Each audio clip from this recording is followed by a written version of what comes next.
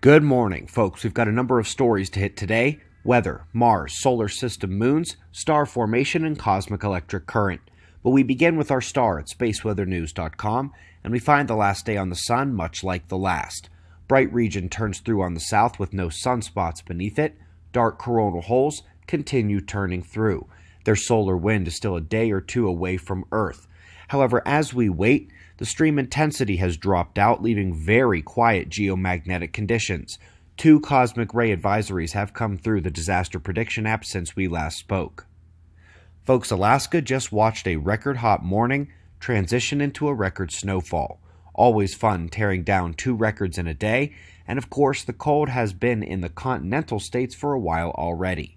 And speaking of temperatures, so this is the image going around the world for the October climate. Mostly red and white. Very little blue, with only 1 record cold square over the USA, the darkest red squares peppered across the map. Now here are the real temperature charts, using degrees instead of their qualitative cherry picking. Record cold, again felt across the United States. The amount of blue over the entire map surged tenfold. The dark red at mid and low latitudes disappeared except for Australia, and this is much closer to reality. Too bad the rest of the world will miss it again this month. Let's go out to Mars. They are focusing on atmospheric chemistry, water vapor, carbon dioxide, dust. They have taken the observable data they do have, put it all into simulations to see if they could recreate in greater detail the pieces of the puzzle that they had picked up. Success came when it recreated the fall and winter dust storms, seen in yellow, plainly taking over the planet during its northern winter season. Interesting that it only happens once a year. A quick stepping stone on Titan, as the first global map of the moon has been made. Plains, lakes, craters, dunes, etc.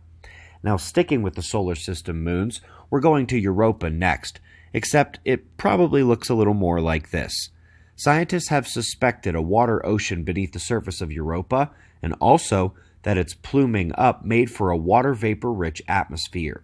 Indeed, they have now confirmed this with Keck, where a long viewing session revealed tremendous infrared re-emission from the photoionized vapor particles hit by sunlight.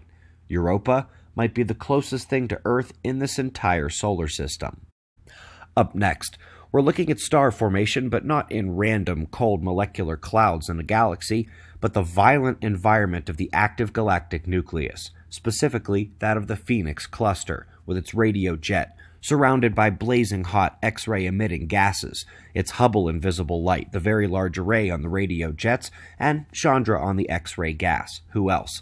They say that while most active galactic nuclei quench star formation by heating and blowing out the gas, here, the slightly lesser activity is already allowing slightly colder filaments of gas to form, and they're already noticing furious star formation within that heart of the Phoenix cluster.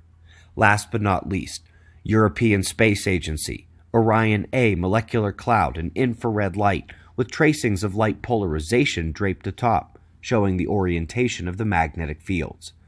Speaking of draping, the way the fields wrap around the filament are indicative of the filament's aid in the field creation and modulation.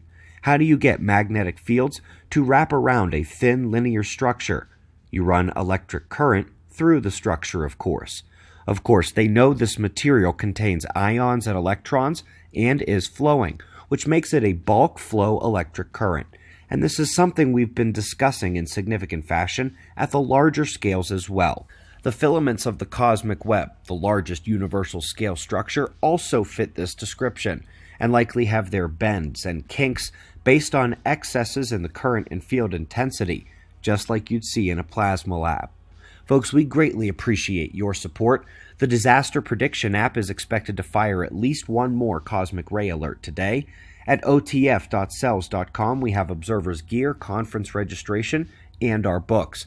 We've got wind map forecasts and shots of our star to close. We'll do this all again tomorrow, right here, but right now it's 4:20 a.m. in the new Valley of the Sun. Eyes open, no fear. Be safe, everyone.